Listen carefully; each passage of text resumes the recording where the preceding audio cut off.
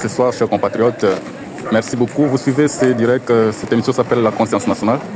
La conscience nationale, elle est là juste pour répondre aux besoins urgents, celui de conscientiser les citoyens congolais.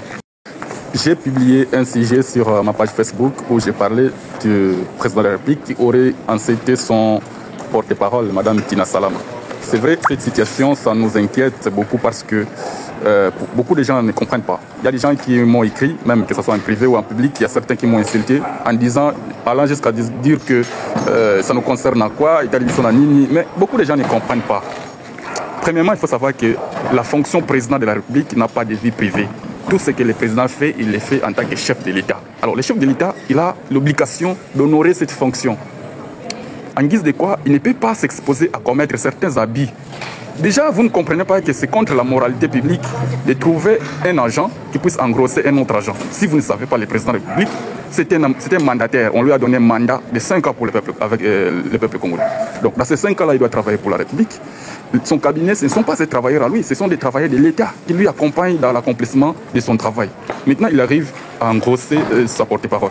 Vous trouvez ça très bien, vous trouvez ça normal? C'est ça, en fait, la moralité que je parle ici. C'est ça qu'on appelle... Ça se trouve dans les domaines de ce qu'on appelle la moralisation de la vie publique. Donc il faut que la morale soit au centre de tout ce que l'agent public fait pour les citoyens. S'il est déjà passible d'engrosser son porte-parole, alors il va engrosser tous les autres travailleurs. Et ça ne vous dit absolument rien. Pourquoi c'est sa vie privée? Mais non, il n'a pas de vie privée à ce moment-là. Il n'a qu'une vie qui est publique parce qu'il est chef de l'État quand il est engrossé. Il est toujours chef de l'État même quand il est aux toilettes.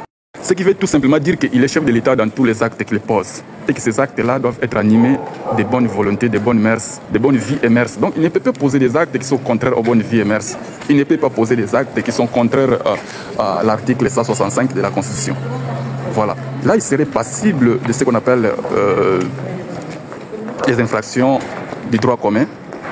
Entre autres, le président, comme je l'ai dit ici, les bonnes vies et mœurs, la moralité de la vie publique, mais aussi il peut être passible à d'autres faits infractionnels de haute trahison.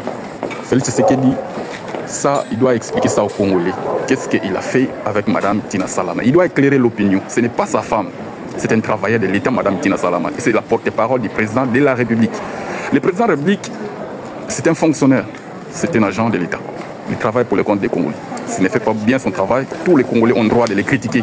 Les gens ne savent pas pourquoi on critique le président. On les critique pour qu'il fasse bien, pour qu'il corrige les erreurs. On les critique pour qu'il prenne des bonnes décisions.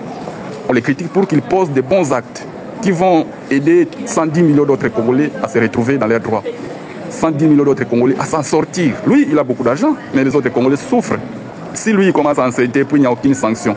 Et les autres chefs de division, les autres directeurs, ils vont continuer ce travail. Alors, où ira la République avec ce genre des agents? Donc la République va certainement sombrer dans ce qu'on appelle la sodomisation. Voilà pourquoi j'ai réagi et je fixe encore une fois de plus l'opinion pour ne pas faire de confusion. Merci beaucoup de suivre notre direct de ce soir, la conscience nationale. Donc si vous pouvez comprendre aujourd'hui, j'ai passé l'ensemble de ces articles en cours de route. Je suis en train de faire des courses, donc je dois répondre aussi aux besoins de mon pays, de fixer l'opinion sur certains sujets de la nation qui sont tout à fait une nécessité, un engagement que moi j'ai pris de vous prêcher, de vous expliquer l'organisation, le fonctionnement de l'État, de faire des critiques constructives, des analyses sur toutes les observations pertinentes, allant jusqu'à toucher tous les domaines de la vie nationale de notre pays. C'est très important afin que les ignorants puissent comprendre que la République fonctionne mal et que comment elle doit fonctionner. Ça, c'est le devoir qui est le nôtre. Donc, merci beaucoup pour tout le monde qui m'a suivi. Comme je l'ai dit, je viens de finir mon émission en cours de route et je continue mes courses. À bientôt. On se revoit à un prochain numéro. Merci beaucoup.